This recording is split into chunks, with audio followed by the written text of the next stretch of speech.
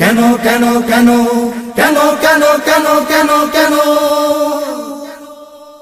কেন কিছু লোক আজ ধর্মের চেয়ে দলকেই বড় মানে, ওরা নীতির পক্ষ না নিয়ে কেবল নেতার পক্ষ টানে। যদি মুজিব জিয়ার বদনাম শুনে কর্মীরা ক্ষেপে ওঠে, কেন প্রিয় নবীজির অবমাননায় প্রতিবাদ নেই ঠোঁটে? কেন মুখে বলো শুধু কোরআন পড়ি ইসলাম ভালোবাসি, কেন প্রিয় নবীজির কুৎসাকারীর এখনো দাউনি ফাঁসি?